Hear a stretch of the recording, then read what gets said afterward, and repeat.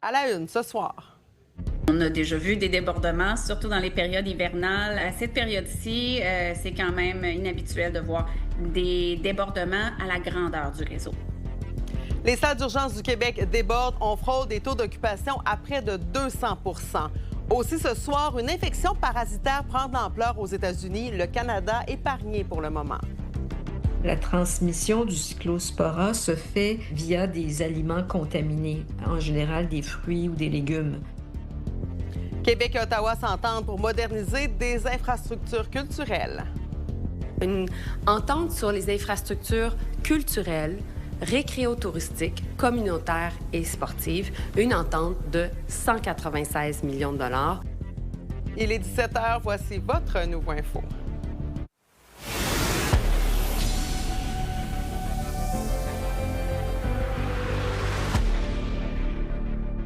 Bon vendredi tout le monde. Une situation pour le moins inhabituelle et surtout préoccupante en ce 10 juillet. Les urgences du Québec débordent. Quand on regarde les indicateurs, on a même l'impression d'être en plein mois de janvier. Dans la grande région de Montréal, on frôle les 200 mais même les hôpitaux de Rimouski, Granby, Gatineau, Saint-Jérôme sont aussi dans le rouge pour ne nommer que ceux-là. Conséquence, de nombreux patients attendent de très, très longues heures avant d'être pris en charge. Juliette Poirot. Les hôpitaux de partout au Québec débordent. Ici, à Montréal, certains établissements affichent des taux d'occupation de 150 à plus de 200 Pour vous donner quelques exemples, l'hôpital général juif affiche aujourd'hui un taux de 230 l'hôpital Royal Victoria 209 l'hôpital général de Montréal 152 au CHUM 129 On a déjà vu des débordements, surtout dans les périodes hivernales après les fêtes, mais à cette période-ci, c'est quand même inhabituel. Même la ligne Info Santé est débordée. Certaines personnes rapportent attendre plus de 2 heures avant de parler à quelqu'un. On a l'impression de se répéter, mais vraiment, l'urgence est le symptôme des failles du réseau. Parce que l'urgence, elle est faite pour gérer les urgences vitales. Le danger est que des patients aient des problèmes de santé sérieux, puis ils disent je vais pas déranger l'urgence, je vais attendre trop longtemps, puis ils ne viennent pas alors qu'ils font peut-être un infarctus silencieux, alors qu'ils ont peut-être d'autres problèmes de santé majeurs qui ont besoin d'être adressés. Il est difficile d'expliquer précisément les raisons de ce fort achalandage dans les urgences du Québec. C'est difficile de mettre le doigt sur un élément. Il y a probablement un ensemble de circonstances qui se sont accumulées, là, notamment la saison estivale qui est toujours difficile pour les horaires du personnel de la santé. Donc on sait dans les hôpitaux déjà qui sont à d'effectifs minimaux. Avec l'horaire des vacances d'été, c'est plus difficile. Donc, il y a souvent un peu moins de personnel. Combiné à ça, une vague de chaleur dans les derniers jours qui ont frappé plusieurs régions du Québec, qui a amené une certaine particularité puis certains problèmes de santé. Et associé à ça, on a aussi des virus, des gens qui vont nous dire aussi qu'ils ont de la difficulté à aller voir leur médecin de famille ou accéder à des services de soins de première ligne. Donc, tout ça combiné ensemble ont probablement contribué à voir l'augmentation des derniers jours.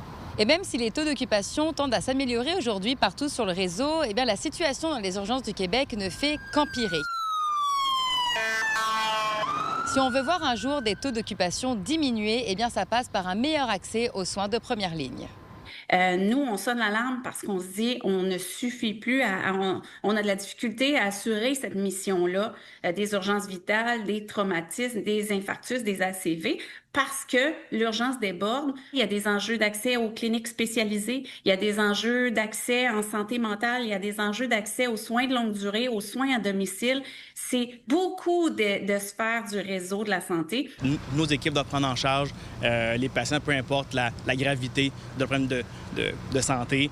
Ce qu'on veut, en fait, c'est d'amener le patient à la bonne ressource, au bon endroit, puis avec le bon personnel de la santé.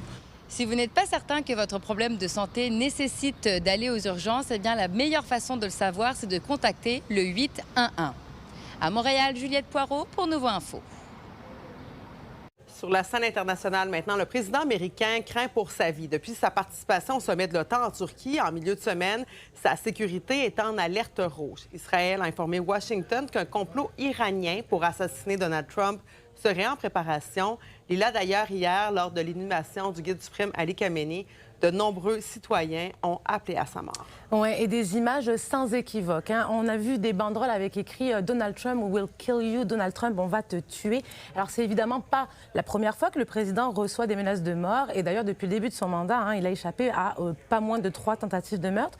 Mais là, Israël a transmis à Washington donc des informations de renseignement indiquant que l'Iran prépare un nouveau plan pour assassiner Donald Trump. Puis là, il y a 2 jours, un mercredi, donc au sommet de l'OTAN, le président a assumé être la cible de l'Iran. Eh bien, voyez justement ce qu'il disait à ce propos.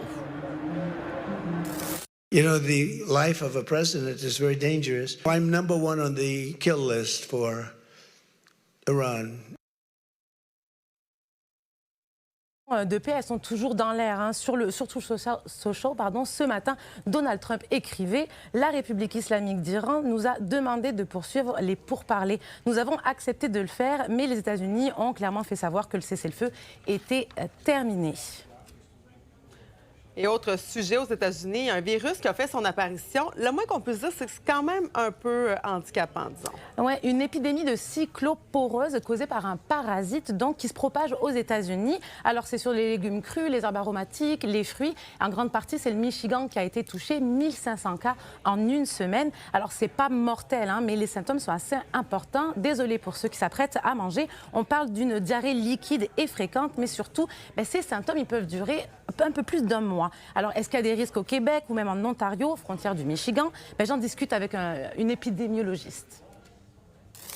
Ça peut se propager un peu plus loin, étant donné que la transmission du cyclospora se fait via des aliments contaminés, en général des fruits ou des légumes. Mais on parle surtout d'aliments crus qui vont être le plus propices à propager la contamination. En moyenne, il y a à peu près 230 cas par année au Canada, une dizaine de cas par année au Québec.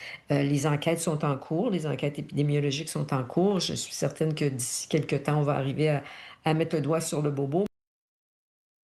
Alors, il est recommandé évidemment de bien cuire ces légumes, mais aussi peut-être de privilégier les légumes et les fruits locaux. Et puis, l'Agence de santé publique du Canada, pour le moment, n'enquête pas sur une potentielle éclosion au Canada. Merci, Lila. De ton Trois-Rivières adoré pour être ici avec nous. On vient chez nous maintenant. Québec, Ottawa annonce 217 millions de dollars pour des infrastructures culturelles, sportives, communautaires et récréo-touristiques. De cette enveloppe, le théâtre Denis Pelletier à Montréal va recevoir 2 millions de dollars pour se moderniser. Il sera un des premiers établissements avec la bibliothèque Germaine-Guévremont de Laval et le musée Pop de Trois-Rivières à recevoir un financement. Une centaine de projets devraient recevoir leur part du gâteau. On est capable de démontrer que le Canada et le Québec, on est capable de travailler ensemble. On est capable de travailler ensemble et de conclure des ententes gagnant-gagnant. L'objectif est clair. Investir dans les Québécois. Investir dans nos infrastructures qui en ont vraiment besoin.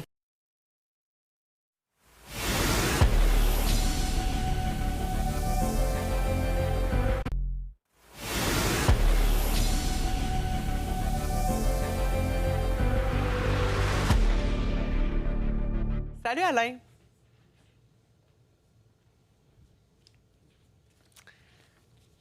Oui, alors, à Montréal, les travaux de la Rubéry qui devaient se terminer en 2028 seront prolongés. La mairesse Soraya Martinez-Ferrada a expliqué sa décision parce que le réseau express de vélo n'était pas à la hauteur, son aile, du quartier latin. Les explications de mon collègue Éliott Tremblay. Depuis le mois de janvier de cette année, la Rubéry ressemble à ça. Puis elle va continuer de ressembler à ça jusqu'en 2028. Du moins, c'est ce qui était prévu. Mais là, ça pourrait changer parce que la mairesse actuelle, Soraya Martinez-Ferrada, remet le projet en question. L'ancienne administration avait travaillé sur un projet sur la Rubéry qui, aujourd'hui, peut vous sembler un bon projet. C'était pas un bon projet. C'était pas un projet à la hauteur de ce que la Rubéry est pour l'entrée du quartier latin, l'entrée du village. Dans sa forme actuelle, le projet de la réfection de la Rubéry est évalué à 65 millions de dollars. Les travaux sont menés de concert avec la STM. Sans trop entrer dans les détails, la membrane d'étanchéité du métro devait être refaite, puis on s'est dit, tant qu'à y être, on va refaire la rue Berry au-dessus. Résultat, Berry est en chantier entre Sainte-Catherine et Ontario, ce qui cause plusieurs entraves à la circulation, notamment pour les piétons, les automobilistes et les cyclistes. C'est bien dérangeant, les travaux? Quand même, ouais. Puis ça, c'est un peu plus moins sécure dans les autres rues là-bas. Fait que, ouais, non. Ce serait nice si ça serait réparé bientôt, ouais. C'est d'ailleurs une des raisons principales du nouvel aménagement, la sécurité. L'administration actuelle affirme que le projet initialement prévu n'était pas sécuritaire, mais selon Vélo-Québec, ce serait pas le cas. Ce qui est en train d'être construit en ce moment, en fait, posait pas d'enjeu de sécurité. C'était peut-être pas l'aménagement le plus beau, mais en fait, il n'y avait pas d'enjeu de sécurité dans ce qui était proposé. Ça, c'est clair et net. Dans le fond, le projet de la rue Berry a été dessiné pour répondre aux enjeux de sécurité qu'il y a sur cet axe-là. Une centaine de blessés sur 300 collisions au cours des dernières années sur Berry. Un cycliste qui est décédé au coin Berry-Ontario. La coroner a recommandé de revoir l'aménagement. C'est ça que les professionnels de la ville ont fait. Et là, la mairesse remet en question le projet. Actuellement, on ne sait pas concrètement à quoi va ressembler cette nouvelle version du projet, ni combien ça va coûter de plus, ni combien de temps supplémentaire ça va prendre à construire. Est-ce que c'est une bonne nouvelle qu'on ait arrêté les travaux? Je ne pense pas. Est-ce que c'est une bonne nouvelle qu'on offre un projet qui est plus périn, réaliste, dans une vision d'ensemble du quartier? Oui, tout à fait. Nous, on espère que ce sera à la fois un beau projet et un projet sécuritaire, mais ce ne sera pas simple. T'sais, en toute franchise, nous, on a été consultés il y a plusieurs semaines par rapport à ce changement-là. Et c'est ce qu'on voit aussi de différent avec l'administration en place. Il y a cette volonté de comprendre, de connaître les enjeux réels, mais aussi un contact direct avec les instances du terrain. Pour l'instant, ce qu'on sait, c'est que la rue Berry sera asphaltée de manière temporaire en attendant que le projet permanent soit mis en place. À Montréal, Elliott Tremblay pour Nouveau Info. À Sherbrooke, un jeune homme de 18 ans est accusé du meurtre de sa mère. Les événements sont survenus hier soir à la suite d'une dispute qui aurait mal viré. Pendant l'altercation, une femme de 41 ans aurait été poignardée. Une enfant aurait aussi été blessée. C'est un voisin qui a contacté les secours. Il s'agit du premier homicide à survenir sur le territoire de Sherbrooke depuis le début de l'année. On a aussi évité le pire à Brossard en avant-midi. Une conductrice a foncé dans une garderie peu après 10 heures. Ça s'est passé au CPE au pied de l'échelle située sur le boulevard de Rome. Heureusement, personne n'a été blessé, mais 2 fenêtres ont été fracassées et la structure du bâtiment a été renfoncée. La conductrice, une femme dans la soixantaine, a percuté le bâtiment de manière accidentelle, selon la police.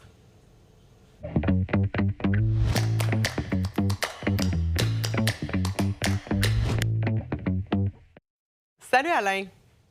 Bonjour Marc-Claude. Bon, on va revenir sur cet investissement, cette enveloppe de 217 millions de dollars de Québec à Ottawa pour améliorer les infrastructures culturelles et sportives. On sait que nos infrastructures ont besoin là, un peu d'amour, un peu dans tous les domaines, mais est-ce que c'est de l'argent neuf?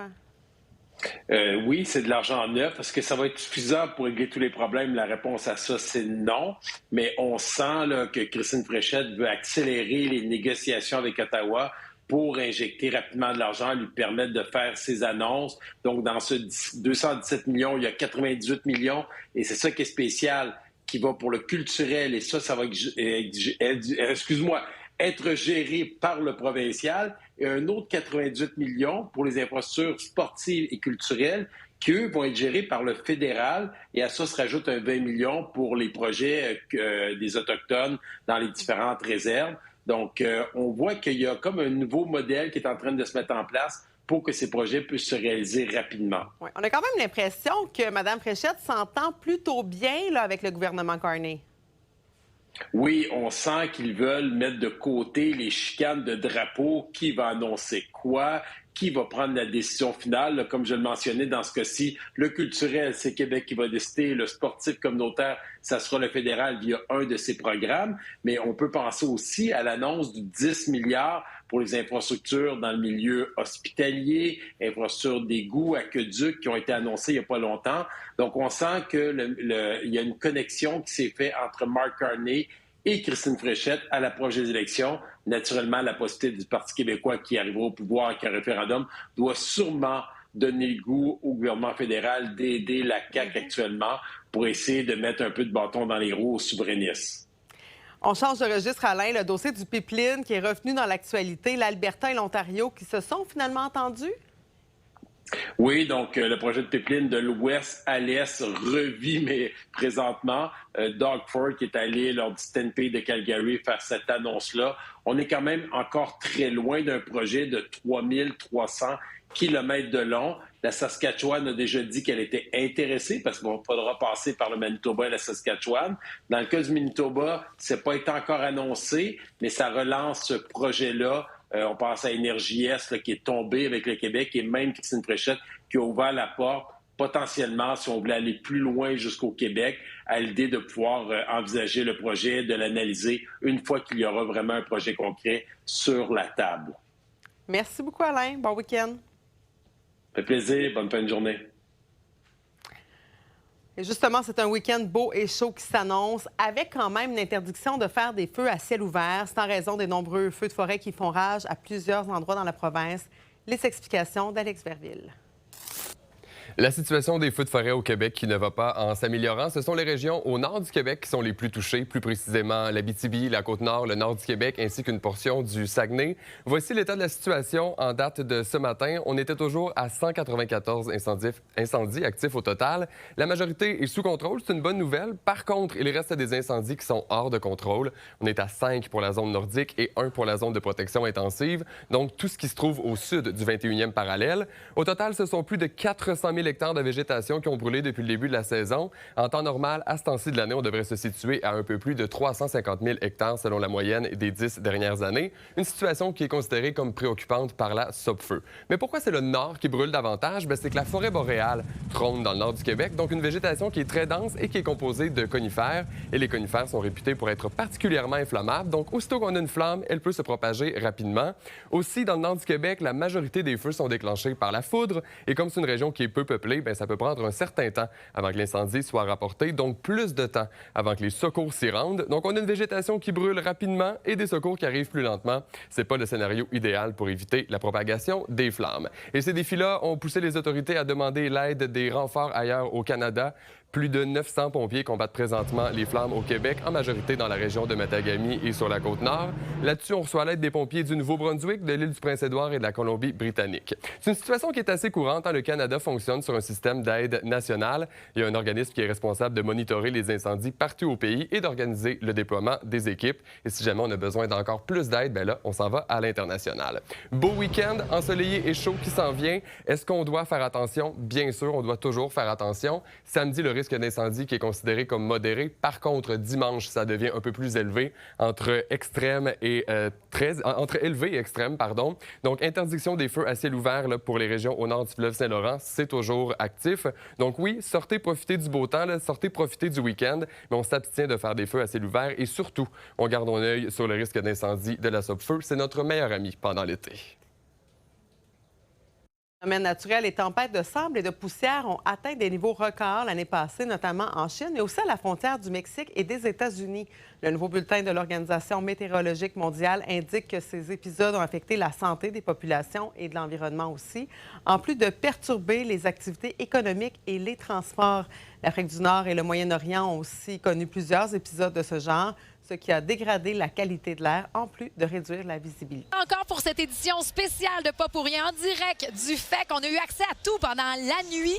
Encore une fois, les coulisses. On est en lendemain du show de Limp Bizkit. On se prépare pour The Lumineers. Venez avec nous, des performances, des exclusivités. C'est la recette gagnante et ça s'appelle Pas pour rien.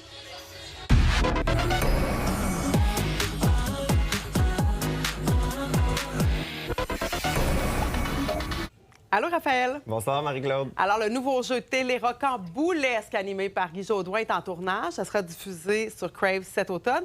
Tu es allé visiter le plateau, mais tu as fait un petit peu plus que ça, là. J'étais encore raqué. T'es encore raqué de cette visite de plateau rocambolesque. Oui, rocambolesque, ça porte bien son nom, ce plateau-là. C'est simple. C'est deux équipes, les rouges, les bleus. Ils doivent rouler la boule. Donc, il y a 3 participants par équipe et le but, c'est de faire des épreuves, mais tout en roulant la boule. C'est ça le défi. Puis tu veux pas perdre parce que l'équipe perdante, qui a 3 défis à relever pour chaque émission. Et là, l'équipe perdante doit faire le prochain défi avec une conséquence. Ils ont perdu l'épreuve d'avant. Donc là, moi, dans mon cas, quand j'ai visité le plateau, c'était les Bleus qui avaient perdu l'épreuve avant. Donc, ils devaient être en homme sandwich pour la prochaine épreuve. C'était écrit perdant dessus. C'est encore plus dur dans ce temps-là de rouler la boule. Pas évident. J'ai rencontré Guy Jourdois qui me parlait de ce concept qui est néerlandais. Et on est les premiers au Québec à adapter ce concept-là. En quoi notre version va être différente? Il l'explique. Ce qui est différent de ce qu'il y avait là-bas, c'est que c'était pas des artistes. Ici, c'est 6 artistes par émission, tandis que là-bas, c'était monsieur, madame, tout le monde qui roule des boules. Mais ici, c'est des artistes, donc il y a comme une compétition entre les artistes. Et même tout à l'heure, je parlais de genre, petite... c'est comme un style, mettons. Il y avait comme de l'agressivité sympathique. Depuis la mi-juin que Rocamboulesque tourne différents épisodes, est-ce que tout se passe comme prévu jusqu'à maintenant? Quelques personnes qui se sont égratignées quelque chose à un moment donné en venant sur Rocamboulesque. Autant tu t'égratignes, mettons, l'orgueil, la fierté, autant physiquement, il y a du monde amoché qui sort d'ici. Fait qu'il y a des participants qui sont raqués. Il y a 2 personnes qui n'ont pas fini des émissions.